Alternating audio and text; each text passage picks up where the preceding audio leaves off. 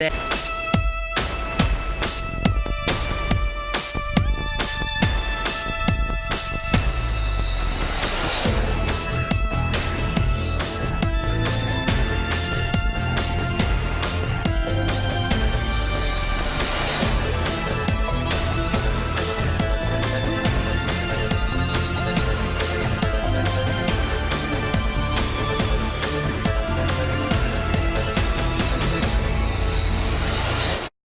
morning and welcome to yet another episode of Nadya's Identity Files. It's May 2nd. I can hardly believe it. We're almost halfway through the year. Good news for me is that I was looking at my horoscope. Shout out to my favorite astrologist, Susan Miller, and I was like super excited because a lot of things seem to be heading in a positive trajectory. Mercury retrograde's about to end, so yay for that. I can't believe, though, that we are literally almost halfway through the year. Like, time is flying by.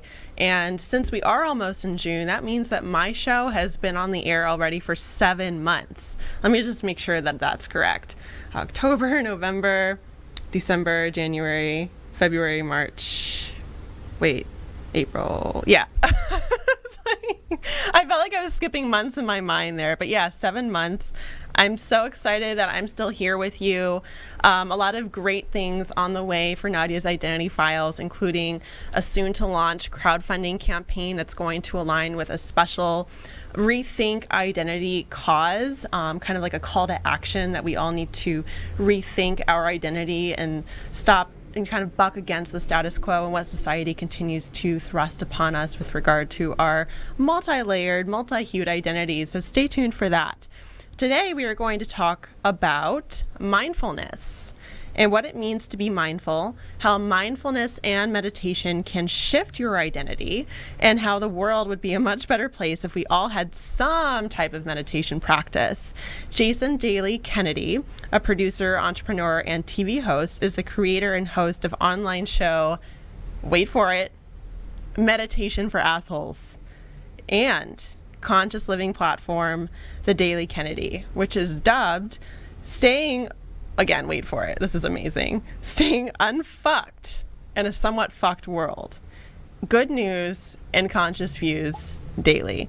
I love it because I will say this. I think to some extent the mindfulness meditation realm, a lot of people that are in deep practice with mindfulness and meditation and yoga and that kind of thing, they tend to, not always, but quite a few of them, they tend to kind of keep themselves in this encapsulated bubble. And I think, quote unquote, regular people or people who are not used to getting into that practice, they feel like maybe they wouldn't be accepted by this group, or on the flip side, that group maybe sends the quote unquote regular people vibes that they're not in line with the earth enough or whatever. So it's going to be interesting to see mindfulness and meditation cast through a whole nother lens. So I'm super psyched to sit down with Jason and chat about his platform and his show and his whole approach to meditation and what it even means to be an asshole and how mindfulness can kind of parse out the asshole in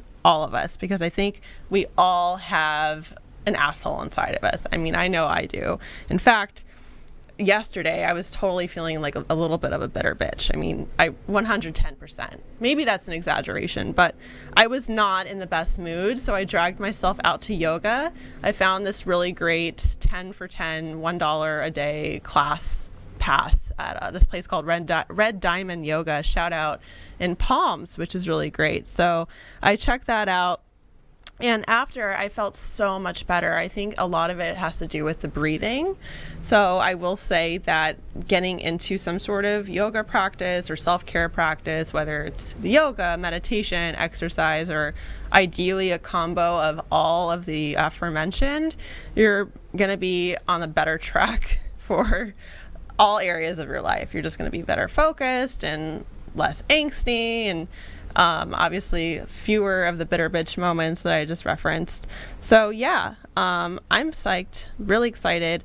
But first, we are going to do a little bit of an identity news announcement. But before I go there, I also want to mention what I came across when I was researching identity and mindfulness. Like, there is so much out there on this issue. It's super fascinating. I want to go back and really dig in more. But one thing that I discovered is that many yogis and meditation practitioners, they actually warn against becoming too aligned with what's known as a public identity, also aka your persona, your outward persona, what you put out there when you're dealing with people in your everyday. And I don't know if you have this experience, but sometimes when you're speaking with different groups of people, and I notice this in LA, I hang out with a lot of people that are quote unquote in the scene, and like they put on a completely different persona when they're at, say, a Hollywood event versus when they are just hanging out with me for coffee on the weekend. And I think that dipping in and out of these public personas, it can be somewhat taxing on your soul, on your, what the yogis have called your inner identity. And by practicing meditation and mindfulness and all of these other great things, you can kind of at least distance yourself a little bit from that public persona. We all are going to have that. It's not going to go away, but we can become more in touch with that inner self that is often squandered by all of these public personas that we use oftentimes as a defense mechanism more than anything else. I will say that. Clearly, this is something that I could go on and on and on about. I am an identity obsessed person, obviously. So before I get into that, I really want to talk more about that stuff with Jason. So I have an announcement. You might recall when I was talking about maybe a few weeks ago about the Up to Good Film Festival, Up to Good being a social good crowdfunding platform, a platform that specifically gives social entrepreneurs, nonprofits, and activists an opportunity to raise funds for whatever initiative or cause they are working on. And the Up to Good Impact Festival took place on April 22nd. And on April 22nd, it announced the winners. There were actually, I believe, 8 winners in total. But the top 3 winners, I'm going to give them a shout out. I wish I had time to shout out all of the winners, but I will be sharing the press release across social media. So if you follow Nadya Rousseau, Nadya_Rousseau on Twitter or on Instagram, or on my Facebook, then you can see the shared press release and get a tidbit of all of the winners. But I do want to give a shout out to first the grand winner, and I may be mispronouncing the name. The name is Anjanae Williams. And the film was This Never Goes Away / My Mental Trip. And I'm going to quote Anjanae Williams about the film and why this person moved forward with this project. This film matters to me because I know that sometimes we can be afraid of our own minds. I believe that in order to conquer those fears, we have to find our own mental trip. It can be something big or small, and it most definitely doesn't have to be as extreme as what I did. I have had anxiety and panic attacks all my life, and I've dealt with them by putting myself in the public eye. I create films, I give speeches, I'm a poet and an athlete. I've designed my life around pushing myself forward, and I want to motivate others to do the same thing in a positive way. No road to success is easy, but it gets easier when we always refer to it as a road to success. So this film was paying homage to what it can be like dealing with mental illness and the roadblocks that come with that. And it was very powerful, and congrats to Anjanae Williams. The next winner, the impact winner, so the runner-up, or rather, okay, they have a grand winner, impact winner, runner-up, so we'll go with the 3. The impact winner is Oscar Revelins, and that film was entitled Sexual Assault, Don't Be a Bystander. Quoted, I'm going to quote Oscar Revelins, "Sexual assault is something so prevalent in today's culture that it is of the utmost importance that we continue the dialogue of how to prevent it from happening. This video brings attention to a situation that can happen at any party and to anyone. As a high school student, brother, and best friend to many female peers, this important issue is always something talked about in school. Unfortunately, most of the time, the responsibility is put on the victim to not be raped. As someone who has known people that have gone through this exact situation, it only makes this campaign more important to me." Well, thank you so much, Oscar Revelins, for bringing awareness to this very serious issue. I love seeing more and more male allies come to the forefront and fight against sexual assault, sexual discrimination, and gender bias. So thank you so much, Oscar.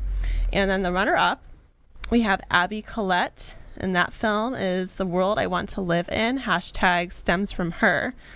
In today's society, STEM professions are overwhelmingly dominated by males. Unfortunately, society is losing touch with the innovation nearly half its population could provide. The low number of women in STEM has dire implications for the financial security of women, society's economic growth, and global innovation. Through our experiences as young women pursuing STEM, we wish to share our experiences and encourage girls to overcome societal pressures. We want our world to be surrounded by acceptance and equality, a place where anyone can be a computer scientist, doctor, engineer, or mathematician. 150%. Absolutely. Yes, yes, yes. Thank you, Abby. And again, there are a number of other runner-ups as well, and all of the films are super important. We have one that's focusing on trans issues.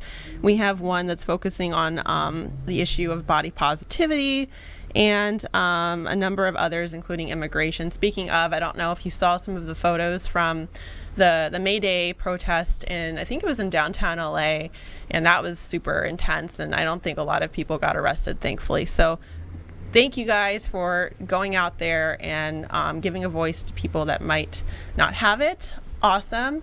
Anyway, obviously I'm running out of time in my intro here, so I'm going to take a quick break, and when we come back, I will be here with Jason, and we'll be talking about mindfulness, meditation, assholes, and how to be super awesome and at peace with yourself and identity.